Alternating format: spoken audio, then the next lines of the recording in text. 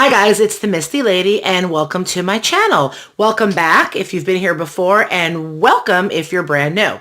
So today I'm going to be reading to you from a book that was written by Helen Gurley Brown.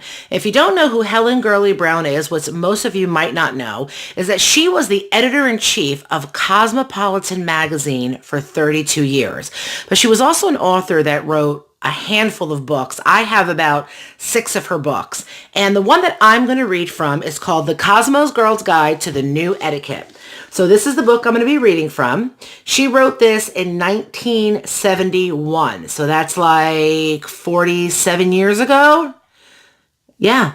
So keep that in mind as I'm reading it.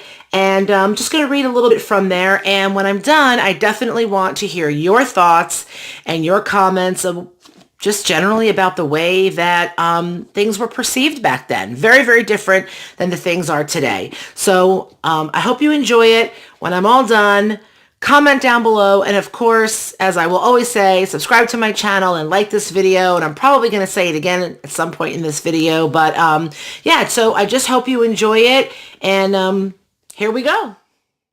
Okay, it's lesson time. Pay attention. 25 thoughtful things to do for a man in the bedroom. Number 1, bring him breakfast in bed. Fresh squeezed orange juice or the extract from a fresh apple. Caviar and sour cream omelet. Coffee cake you baked yourself. Something he just can't get at the corner market. Number 2, give him a really great back rub, a serious massage with your heart in it. No groans or moans, no sighing about how tired you are. And if you don't know how to give a good back rub, go visit a masseuse and learn. Number 3, smell good. Not a perfume cover-up, but a fresh start. Clean all over, and then a big cloud of your favorite scent, your trademark, because it precedes you wherever you go. Surround him with a neat bedroom. Maybe it's just a temporary little clutter to you, but it's a depressing mess to him. Number 6, is he sick? Treat him as if he were a lot sicker than he really is. Men usually don't coddle their ills the way that women do. Persuade him to just this once surrender. Do the whole Nurse Jane thing or sexy nurse. Make him rice pudding and poached eggs, tea with lemon and honey. Do pulse counts and alcohol back rubs. Number 7. Learn to make the bed with him in it. Number 8. Wear a fresh and flattering flimsy nightgown. Nothing is sweeter than a poof of see-through yellow chiffon or a black satin at the foot of the bed the next morning. Number 9. Tell him you're too tired to move. Ask him to undress you. Men just love to undress women. Somewhere in the middle, you will probably feel much less tired. Number 10, this one's important. Never mention your backache or your headache after 7:30 p.m.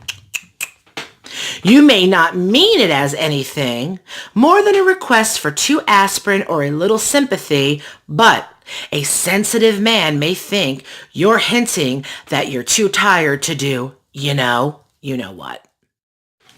Okay, so where are we so far? We are continuing with the book, The Cosmo Girl's Guide to the New Etiquette, in case you're joining us in the middle or something. And remember, again, to keep in mind that this book was written in 1971.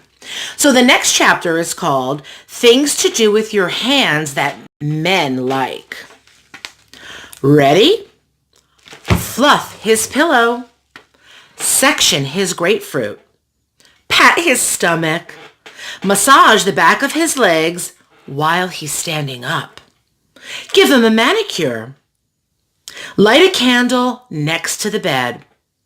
Write out his thank you notes for him because, he didn't have a smartphone or a laptop. Sew on his wobbly buttons. Hold his one big hand in your 2 little hands at the movies. This one's really important. Do needlepoint. Here's one. Put your fingertip across his mouth because it's sexy. Take his temperature, fingertips to the brow. Now, if any of you have children out there, I'm sure you've done that. So you're going to do the same thing for your significant other that you would do for a child. Yeah, but it's sexy. Here's a good one too. Take his pulse even if you don't know what you're doing. Because men like that. Rearrange his tie and make sure it's straight. Hold out your wine glass to him, look him in the eyes, and say that you love him. Clip the back of his neck. If his new hairstyle is a little too overgrown, give him a pedicure. Turn off the lights. Turn off the lights. Twist a lemon on the rim of his glass. Plant a tree with him. Take off your bra. Smash your goblet in the fireplace.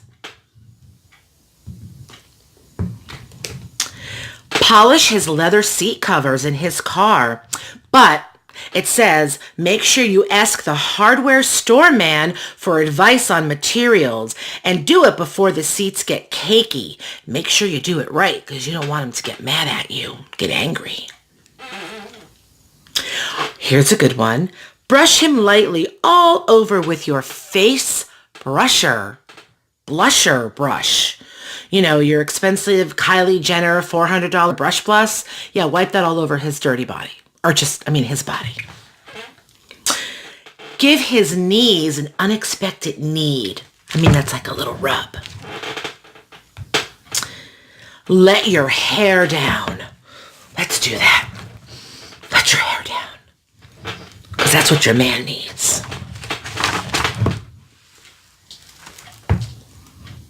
Oh. Polish. Wait, here's a good one. Come on now. Polish and sort his cufflinks. Now, do some of you not know what cufflinks are? Cufflinks are, and I'm not trying to be funny, but some of you, if you're younger, cufflinks are what a guy wears, like if he's wearing a suit.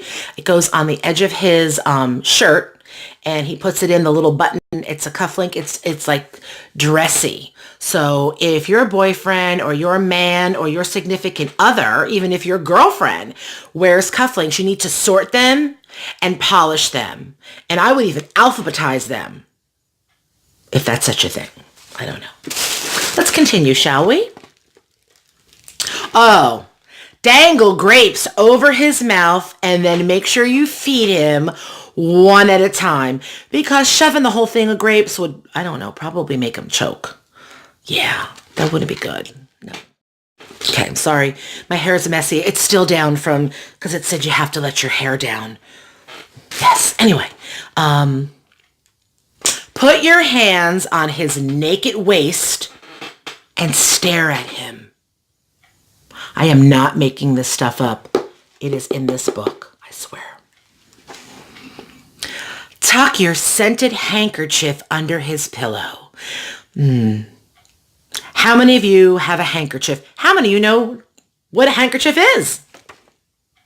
Oh gosh. Count his ribs. Okay, this is things to do with your hands that men like. Count his ribs. Not the one he's eating from Sunny Barbecue, but the ribs on his sexy body. Hand him his orange juice while he's just toweling off from the shower. I'm not sure how he's going to drink it if he's toweling himself off. I'm sorry. But yeah, you should do that. And don't forget to give him more ice. Pamper his doggy or his pussy cat. Tie him up and tickle him. Well, yeah, we know all about that one. Hello, 50 Shades, whatever. Okay, let me see. Take something great off your plate and feed it to him. Oh. Offer to drive. I swear, guys, it says offer to drive when he's sleepy. Not only is that sexy, but it prevents death because then you won't get into a car crash. That's a smart one. I like that. Make him an ice cream cone. Give him an egg shampoo and use a brush to massage it in. Yeah, my husband would not find that sexy in the least bit. Okay. Take a letter, like you're his secretary. Maybe put your glasses on the end of your nose and can I take some dictation for you? Because remember, again, guys, there's no smartphone. There's no laptop. There's no tablet. None of that. Caress his legs underwater. Smooth on some suntan lotion. Polish his ring if he's still wearing it. Build him a sandcastle. Oh, this is important. When he comes home from work, lead him to the sofa after that hard day of work. I can't even read anymore because I'm just dying here. Put cushions under his head and feet, and then bring him vodka in a gimlet. Unless he has a drinking problem, then you might just want to bring him some water. Yeah. Massage each part of him from top down to bottom up when he's lying down. Oh, this is important. Shake hands with his ex-wife. Shake hands with and smile while you do it. I made the smile part up. Immerse him in a warm tub in the middle of a Sunday afternoon and play geisha. Pull your mid-skirt off your frame slow and easy. And I guess you would also make sure your hair was down when you did that. Bring him a tumbler of jelly beans or a cold glass of white wine when he's reading a book, not his tablet or his smartphone or his laptop. They didn't have them back then. So if he's reading a book, you have to do that. Frolic his chest hairs. Hold his hand when he lights your cigarette. Okay. Hold his hand while he lights your cancer stick. I'm sorry. If you're a smoker, forgive me. I'm not trying to be preachy, but yeah, it's just, come on, really? I mean, yes, I smoked in the past. I have quit, but they're making it like it's glamorous. 1971. Repeat that. 1971. Pumice his calluses. Oh no, hell no. He can go to the nail girl. She could do that for him. Type him a love letter. You can't text it. You can't put it on his laptop. You can't put it on his tablet. You can't send it wireless or through Bluetooth. They did not have any of that back then. You had to type it on a thing called a typewriter. Treat his feet as sacred from time to time. Massage them, rub in oil, and put powder between his toes. Guarantee that his body couldn't ask for anything more. Okay, I'm going to read one more part of this book, and it's really in here. It's chapter 8, if you guys don't believe me. It's called A Philosophy of Considerate Adultery. Philosophy of Considerate Adultery. And by the way, this was the list of things to do with your hands that men like. And I was not making any of this up. Wasn't making it up, guys. You can't make this stuff up unless you go back to 1971. So anyway, I'm not going to read all of this, but basically in this section, chapter 8, A Philosophy of a Considerate Adultery. Now this book was made for women. So this is Helen Gurley Brown's way of telling us women, let me move my camera over a little bit, how to be a considerate adulteress. If you're going to have an affair and cheat on your man, you have to be considerate. So let's hear a little bit of her advice give you. So she goes into some things about being a wife, blah, blah, blah. Well, she does say, though, let me say, it says, frankly, the best etiquette, that is, the most thoughtful thing to do, is not to do it. That's the most thoughtful thing to do, is to not cheat on your husband or your man or your woman or your significant other. Don't cheat on them, because that would be the considerate to do. However, if you're going to do it, then you must handle it thoughtfully and in a considerate manner. It says that. But here it is. Everybody listen. The unbreakable rule. Discretion. If you're going to cheat and you're going to have an affair, you've got to be discreet. I mean, this is just amazing advice. Who would have thought that cheating on your significant other would mean that you'd have to be discreet about it? Let's see how she says to do that. So she's going into blah, blah, blah, blah, blah. Okay, here we go. Here are the rules. Here's how to be discreet. Never involve your children. Don't make them accomplices or covers. Never talk to your lover on the telephone if anyone is present, even your 2-year-old. And if asked about it, lie. Just lie. And if you're caught, lie. Never admit to anything. Never accept exposure. Lie, embroider, improvise, deny, and most importantly, be convincing. Be a convincing, lying, cheating. Yes. Now listen up, I'm telling you. Never bring your lover home to your own double bed. Did they not have king or queen size beds in 1971? Anyway, it says double bed. Indulging this kind of danger turns some women on. You know, come on, honey, come back to my house. We're going to lay in the bed that my husband and I just laid in. That turns some women on. I get that. Okay. If such games are the only turn on that arouses you, well, you're in big trouble. I can't even talk. You're in big trouble, and you ought to work it out with your analyst, because the fact that you're just cheating anyway, that you're not in big trouble. But you're in big trouble if you're bringing him home to do it up in your bed. I mean, you're in big trouble there. Okay. Here, this is so important. If your lover, the person you're cheating with, wants to give you gifts, they should be tasteful, inexpensive things that, you might buy for yourself. If you bring home a diamond choker or a sable beret, that might be a little hard to explain, especially the sable beret, because that means that you'd be killing a fox or an animal or something. Yeah. They didn't have animal rights crap back then either. I don't mean crap in a bad way. I mean they were just killing animals and wearing them. Anyway, so yeah.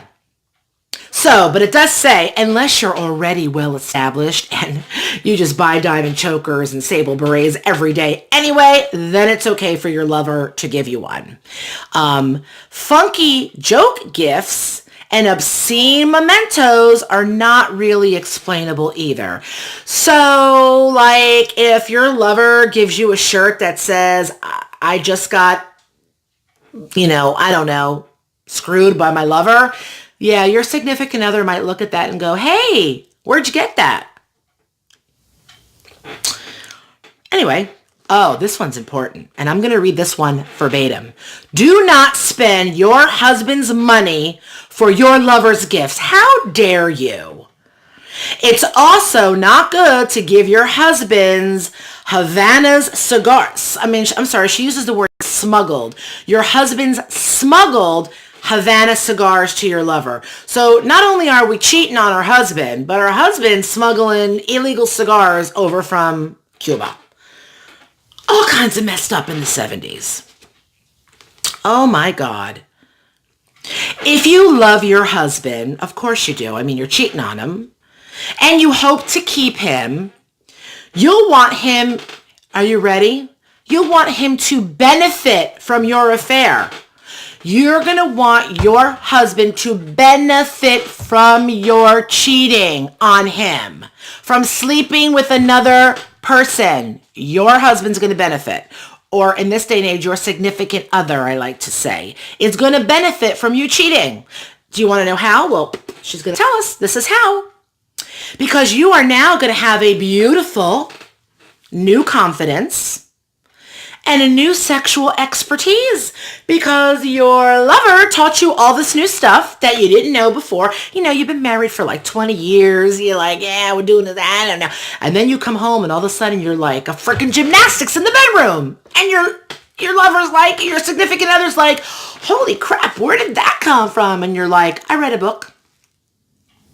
Because you can't say, I saw it on the internet. No internet back then. Think about that. You're going to bring it on home to the bedroom with an ad-lib spirit. You have to ad-lib so they don't get suspicious. You know, pretend you just thought it up. This is what this says in this book. Act as if you thought it up or read it in a book.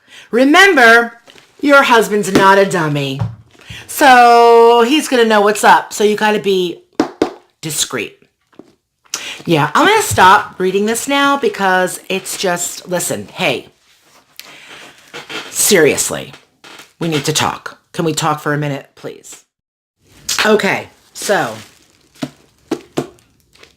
let's chat. What did you guys think? And please, this was all in fun. Although this is a real book, you can actually buy this book. It's available on Amazon for like $10, $11. Like I said, Helen Gurley Brown wrote a bunch of other books. I actually own a bunch of her other books, and I could do more story times from them. But tell me what you thought. Please comment down below. Comment. Give me your thoughts. Did you think it was ridiculous? Did you think it was funny?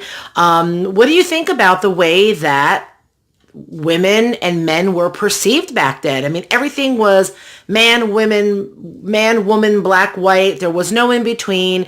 It definitely is very, very different. Was very, very different than it is today. So I would love to hear your comments on this, and I will comment back. And as always, this was for fun, so I hope you enjoyed it. Subscribe to my channel, hit that like button, and if you really liked this, let me know if you want to hear more of this kind of stuff. Like I said, I have about 5 more of her books that I can read from. That's kind of all like different types of subjects, but it's kind of along the lines of, again, because of when they were written, the way that they perceived things and thought of things back then. So if you thought it was fun and you want to hear more, let me know down below, and I will see you on the next one. Thanks for watching. Bye.